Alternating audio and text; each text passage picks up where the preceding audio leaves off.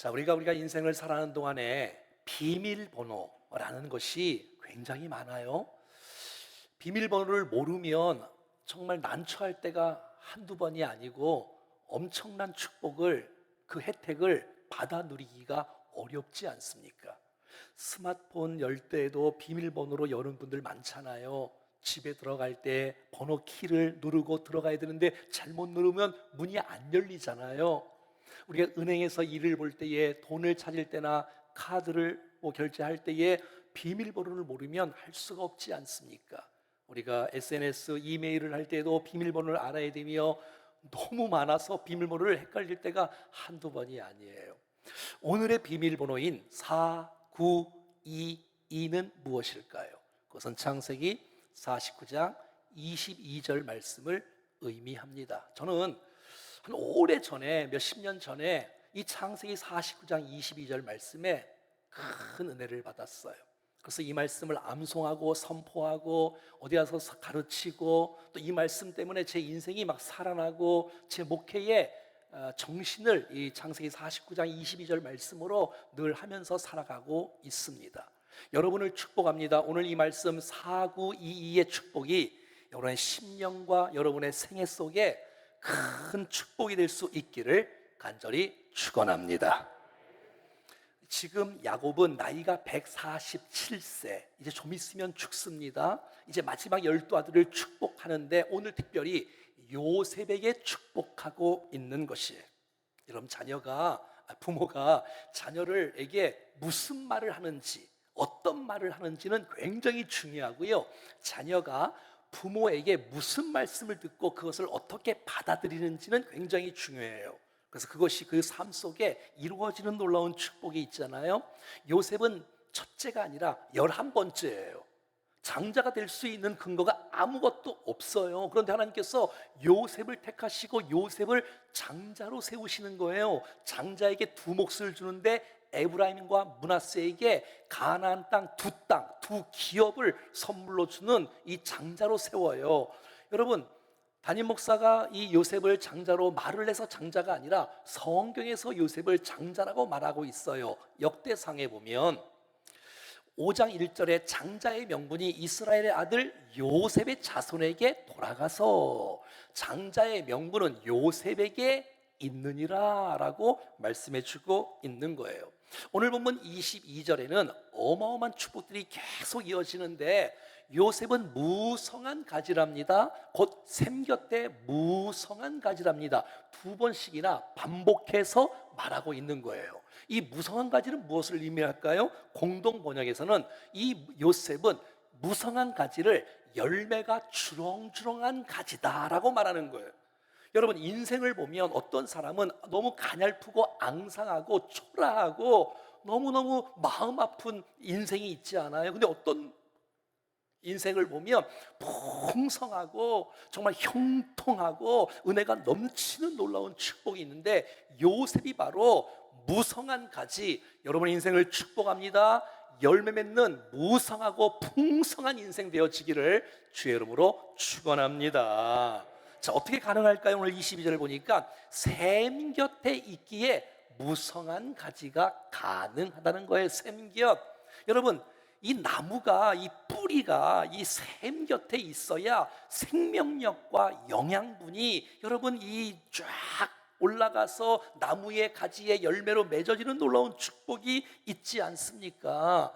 여러분, 시편 1편 2절에는 오직 여호와의 율법을 즐거워하며 그 율법을 주야로 묵상하는 자가 어떤 사람이냐면 3절 말씀에 그는 시냇가에 심은 나무랍니다. 어떤 사람이? 여호와의 말씀을 묵상하고 즐거워하는 사람이 시냇가에 심은 나무가 봄, 여름, 가을, 겨울, 철을 따라서 열매를 맺고 그 잎사귀가 마르지 아니함 같으니 그가 하는 모든 일이 다 형통하다고 말씀해 주고 있어요.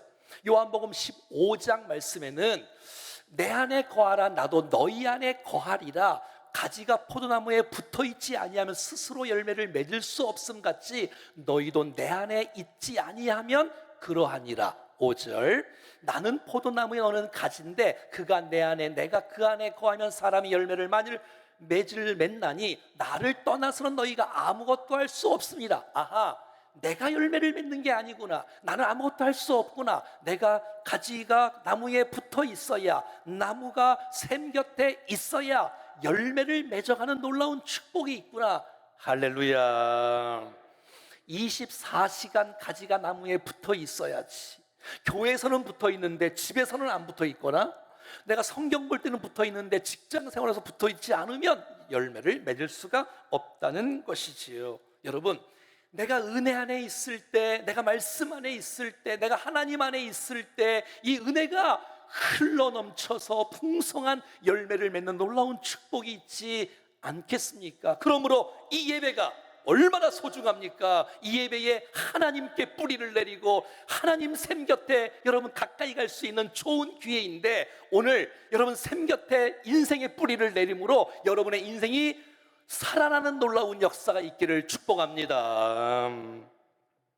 성령 충만해야 성령의 열매를 맺을 수 있지, 성령 충만하지 아니한데 어떻게 사랑과 희락과 화평과 오래 참은 자비 양성 충성 온유 절제를 맺을 수 있다는 말입니까?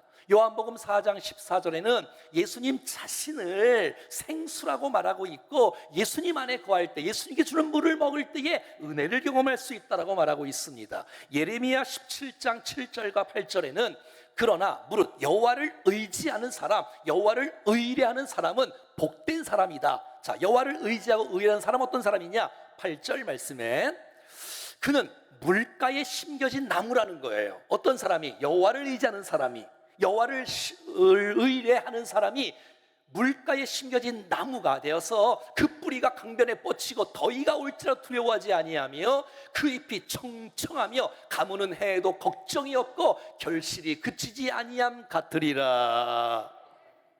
나무의 운명은 뿌리에 있고 그 나무가 어디에 심겨진가가 굉장히 중요한 것이지요. 저와 여러분이 아무리 연약하고 부족하다 할지라도 하나님의 손에 붙들림 받아지면, 하나님께서 우리 가운데 기름 부어주시고 우리를 쓰시기 시작하면 하나님 앞에 존귀하게 쓰임받는 인생이 될 줄로 믿습니다.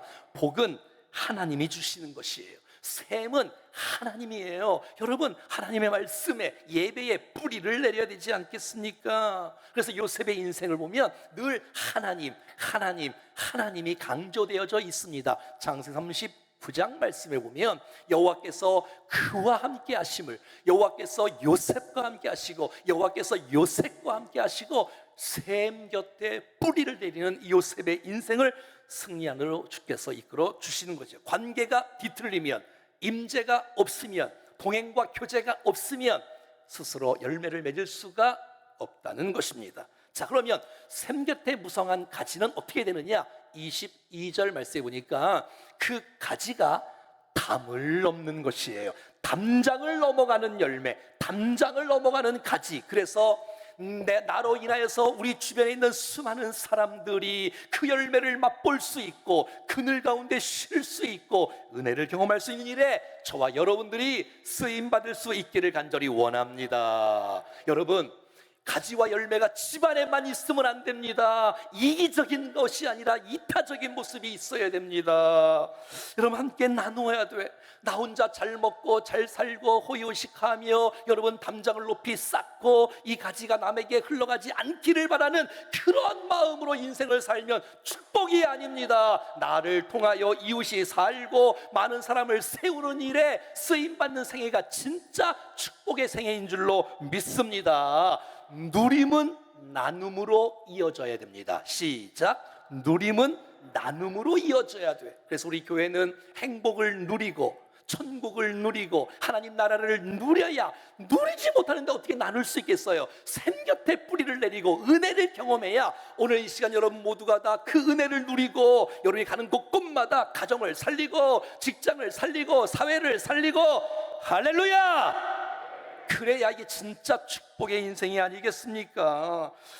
여러분, 축복은 많이 받았는데, 은사는 많이 받았는데, 물질은 많이 받았는데, 지식과 건강과 명예도 많이 받았는데 자기만을 위해서 사용하면 얼마나 보기가 딱합니까?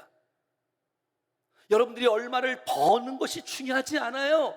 드리는 것 보면 알아요. 나누는 것 보면 알아요. 그게 진짜 축복의 인생이 아니겠습니까? 여러분, 축복이 우리의 인생의 종착역이 되면 안 돼요. 마침이 되면 안 돼요. 흘러가야 돼요. 축복의 유통자가 될 수 있기를 간절히 바랍니다. 예수 믿고 구원받는 것, 예수 믿고 천국 가는 것 너무 좋지만 여기서 중단은 안 돼요. 축복의 통로로 쓰임받는 인생이 되어 나를 통해서 또 다른 사람들을 세우는 일에 쓰임받을 수 있기를 바랍니다. 요셉 좀 보십시오. 요셉 때문에 주위에 있는 많은 사람들을 살리는 모습. 첫째, 여러분, 가족을 살립니다. 가족을, 그 70명의 대가족을, 여러분, 이 흉년 때에 가족을 다 살려요. 뿐만 아니라 자녀를 이게 복이 되어져요. 므낫세와 에브라임 그 두 사람을 그 지파의 지도자로 세워서 여러분 땅 분배할 때 기업으로 받게 하는 축복이 있습니다. 세 번째, 보디발이 집이 복을 받는 것이에요. 창세기 39장 5절, 여호와께서 요셉을 위하여 그 애굽 사람의 집에 복을 내리는 거예요. 누구 때문에? 요셉 때문에 그 집이, 그러니까 요셉이 가는 곳마다 그 공동체가 복을 받는 것이에요. 네 번째, 감옥의 간수가 복을 받아요. 자, 39장 21절, 여호와께서 요셉과 함께 하시고 그의 인자를 도와사 간수장에게 은혜를 받게 하시매. 간수장은 요셉 옆에 있다가 복을 받는 것이에요. 난 여러분들이 가는 곳곳마다 여러분 때문에 주위에 있는 많은 사람이 살아날 수 있기를 축복합니다. 가정이 살고 자녀가 살고 여러분 보디발이 살고 또 간수장이 살고 애굽이 살아. 애굽이, 민족이 살아. 요셉을 통해서 말이지요. 사랑하는 여러분, 하나님은 우리를 향해서 놀라운 계획을 갖고 계세요. 나만 이 복음이 있으면 안 되는 거예요. 흘러가야 돼. 담장을 넘어가야 한단 말이지요.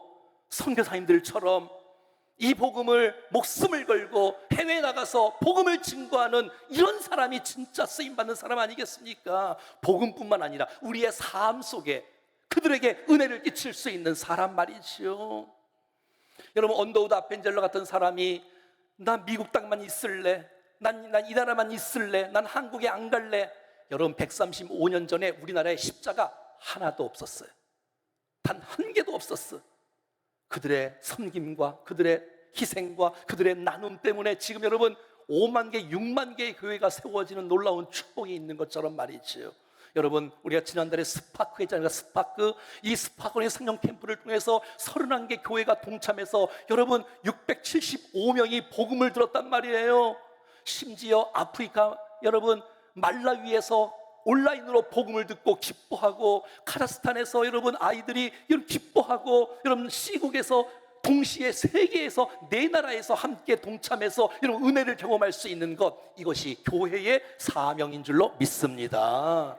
자기만을 위한 인생이 아니고 자기 가정을 위한 인생이 아니라 우리 교회만을 위한 인생이 아니라 흘려보낼 수 있는 교회, 나눌 수 있는 백성, 이게 진짜 축복이라는 거예요. 왜냐하면 나누면 나눌수록 나누는 사람에게 주님이 주시는 비밀의 기쁨과 감동이 있습니다. 그래서 제가 목회하면서 느끼는 건 뭐냐면, 베푸는 사람이 베풀어요. 섬기는 사람이 섬겨요. 섬기는 걸 모르는 사람은 절대 못 섬겨. 왜? 그거의 손해보는 줄 알아. 근데 여러분, 섬길 때, 나눌 때 하나님이 채워주시는 그 놀라운 축복이 있는 줄로 믿습니다. 누가복음 6장에 보면 주라, 그리하면 너희에게 주께서 주실 것이요. 나는 다른 사람을 위해서 축복하는데 하나님이 우리를 축복해 주시고 누르고 흔들어 넘치도록 하여 너희에게 안겨줄 것을 말해주고 있는 것이에요. 여러분, 우리가 정말 내게 주신 작은 거라 할지라도 내가 어떻게 나눌까, 누구에게 나눌까 고민하고 기도할 때 감당할 수 있는 은혜를 주실 줄로 믿습니다. 23절 말씀에 보면 요셉의 인생 가운데 아픔이 있어요. 활 쏘는 자가 그를 학대하며 적개심을 가지고 그를 쏘았으나, 막 주위에서 요셉을 막 괴롭히기 시작하는 거예요. 화살을 막 쏘는 거예요. 이유도 없이. 잘못한 것도 없는데 주위 사람들이 왜 이렇게 미워하는지, 이게 오해를 하는지, 내가 뭘 잘못했다고 막 노예가 되는지, 내가 무슨 강간을 했나, 무슨 간통을 했나, 왜 나를 오해해서 감옥에 집어넣는지, 이런 엄청난 불화살이 있는 거예요. 여러분, 요셉은 어릴 때부터요, 어릴 때에 사랑하는 엄마를 통해서 요셉이 태어났잖아요. 근데 동생을 낳다가 엄마가 죽었어요. 그러니까 엄마 없이 자란 사람이 요셉이에요. 뿐만 아니라 딱 보니까 엄마가 4명이네요. 딱 보니까 배다른 형제가 12명이네요. 이거요, 정상적인 가정 아닙니다, 여러분. 상처가 있는 가정에서 요셉은 자라난 거예요. 하란 땅에서 여러분 야곱이 요셉을 낳거든요. 11아들을 낳거든요. 하란 땅에서 20년 동안 살 동안에. 그런데 이제 갑자기 아버지가 야, 밤에 짐 싸 야밤 도주하는 거를 아버지 따라갔던 사람이 요셉이에요. 도망가고. 그리고 어릴 때 딱 보니까 갑자기 누나 디나가 강간을 당하네요. 자기 형들이 세겜 사람을 막 살육하고 죽이는 것을 요셉이 어릴 때 보았단 말이에요. 상처가 있는 거예요. 아픔이 있는 거예요, 요셉의 인생 가운데. 근데 그걸 어떻게 이길 수 있을까요? 24절 시작. 요셉의 활은 도리어 굳세며 그의 팔은 힘이 있으니 이는 야곱의 천능자 이스라엘의 반석인 목자의 손을 힘입음이라. 할렐루야. 불화살을 많은 대적들이 나를 쏘는데, 나를 모함하고 나를 넘어뜨리려고 쏘는데 이 화살은 힘이 없어. 요셉을 아프게 할 수는 있지만 완전히 실패하기는 못하는 거야. 왜? 요셉의 활이 더 힘있고 견고하기 때문에 승리할 수 있는 거예요. 근데 그 힘이 누구 힘이냐? 전능자 하나님의 손이 요셉과 함께 하시기에 승리하는 놀라운 축복이 있는 것이에요. 사랑하는 여러분, 그래서 요셉의 인생 가운데는 요셉은 늘 하나님의 손이, 하나님, 그가 종으로 노예에 팔려서 종살이 할 때도 하나님이 요셉, 하나님이, 그가 보디발 아내의 유혹을 받을 때도 내가 하나님 앞에 어떻게 범죄하리요, 하나님. 여러분, 술 맡은 관원장의 꿈을 해석할 때나 바로 왕의 꿈을 해석할 때도 내가 아닙니다, 하나님이 하실 겁니다. 형들이여 두려워하지 마십시오. 형들이 나를 판 것이 아니라 하나님이 나를 먼저 이곳에 보내신 것입니다. 하나님. 여러분, 어려울 때 불화살을 막 쏘임 받을 때 여러분 어떻게 반응하십니까?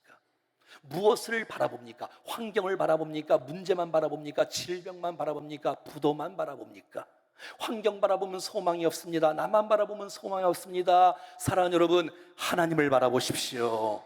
하나님을 신뢰하십시오. 하나님이 여러분 손을 붙잡아 주시면 얼마든지 일어날 수 있을 줄로 믿습니다. 하나님 나를 붙잡아 해결해 주신다. 요셉의 인생은 고난이 없는 인생이 복된 인생이 아니라 고난이 왔는데 이것이 이 요셉의 인생을 무너뜨리지 못하는 거야. 왜? 하나님이 보호막이 되어주시고 하나님이 붙잡아 주셔서 감당할 수 있는 은혜를 주시는 거예요. 얼마나 감사해요.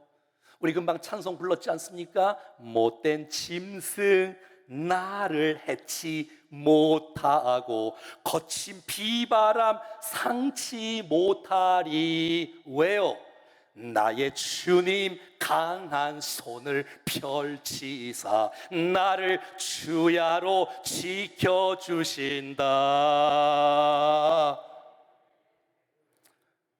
요셉을 향하는 어마어마한 축복이 너무 많아요. 25절은 어떤 축복이 있나 보겠습니다.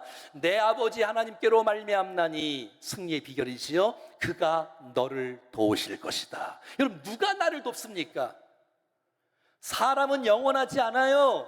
온전하지 않아요. 한계가 있어요. 하지만 전능하신 하나님, 사랑하신 하나님이 도우시면 됩니다. 아니, 이상한 저 사람은 돼. 왜? 주님이 붙잡고 형통으로 인도해 주시니까. 나의 도움이 어디서 올꼬? 천지를 지으신 여호와에게서 오로다. 내가 여기까지 온 거 내 힘으로 돈 번 거 아니요, 내 힘으로 내가 건강한 것 아니요, 내 힘으로 내가 권력과 명예로 올라가는 거 아니요, 하나님의 은혜입니다. 신명기 8장 아시죠? 내 하나님 여호와를 기억해야 됩니다. 왜요? 그가 내게 재물 얻을 능력을 주셨기 때문에. 하나님이 물질을 붙이신 거고 사람을 붙이신 거고 환경을 열어주신 거고. 여러분, 시대도 맞아야 돼, 시대도. 자, 25절에는 어떤 축복이 있나도 보겠습니다. 전능자로 말미암나니 그가 내게 복을 주실 것이라. 전능자라는 말이에요. 엘샤다이, 하나님께서 전능하시고 못할 것이 없으니 하나님이 내가 너를 책임지고 내가 너에게 복을 주는데 어떤 복이냐? 위로 하늘의 복과 아래로 깊은 샘의 복과 젖먹이의 복과 태의 복이로다. 할렐루야. 위로 하늘의 복이 쏟아지는 거예요. 햇빛이 쏟아지고 이슬이 쏟아지고 비가 쏟아져서 내가 살 수 있는 거예요. 아래로 샘의 이 넘치는 놀라운 복, 여러분 이 기름진 땅의 복, 여러분 광야의 샘이 여러분 터지면 이 얼마나 축복이겠습니까? 젖먹이의 복, 자녀의 축복 아닙니까? 보호하고 양육하고 돌볼 수 있는 그 은혜를 주신다는 거예요. 여러분 태의 복은 뭐예요? 후손의 복이잖아요. 난 여러분 모두에게, 여러분 자녀에게 태의 문이 열릴 수 있는 은혜가 있기를 축복합니다. 그러니 요셉에게는 영적, 육적, 환경적, 정신적, 입체적인 복이고요, 사방에서 복이 막 쏟아지는 거예요. 요한삼서 1장 2절 말씀처럼 내 영혼이 잘된 같이 내가 범사에 잘되고 강건하기를 내가 간구하는, 이런 어마어마한 축복이 요셉에게 막 부어지고 있는 것이에요. 누구로 말미암아? 전능자로 말미암아, 엘샤다이 그 하나님으로 말미암아 사방에서 복이 막 쏟아지는. 옆에 인사 한번 해요. 이 복이 당신에게 있기를 축복합니다. 시작. 자, 26절에 계속해서 복은 쏟아지고 있습니다. 내 아버지의 축복이 내 선조의 축복보다 나아서 영원한 산이 한없음 같이, 이 산이 있는데 저 산도 있네, 산이 계속해서 있는 것처럼 하나님께서 우리 부모에게 주신 그 놀라운 은혜가 엄청난데도 불구하고 자녀에게 더 큰 은혜가 쏟아진다는 것이에요. 여러분, 여러분의 기도 제목이 여러분보다 여러분 자녀가 더 복된 인생 살아가는 거 아닙니까? 근데 여러분 가만히 생각해 봐요. 아브라함의 믿음과 기도와 눈물과 헌신과 그 배려와 섬김 때문에 이삭이 나오는 거예요. 그래서 야곱이 나오는 거예요. 요셉이 나오는 거예요. 그러니까 1층 없이 2층이 없는 거예요.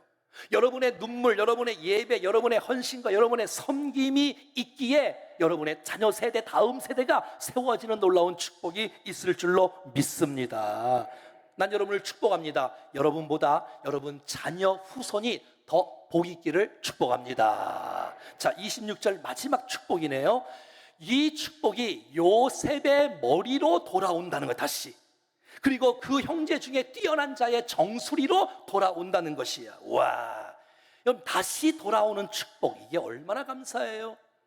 많은 사람들은 이 비밀을 몰라요. 그래서 못 나눠요, 못 베풀어요, 못 드려요. 여러분, 우리가 드리고 나누고 베풀고 섬기는 이 모든 것은 하나님이 기억하시고 여러분이 정말 가장 적합한 때에 하나님이 갚으시고 함께 하시는 은혜가 있는 줄로 믿습니다. 돌아오는 복, 나눌 때 하나님이 책임지는 복, 섬길 때 주께서 다시 우리에게 물려주는 복 말이지요. 여러분이 지금 복을 받고 있는 것은 우연히 복을 받는 것이 아니라 여러분이 드리고 나누고 베푼 것을 주님이 기억하셔서 하나님의 때에 여러분에게 채워주시는 거란 말이에요.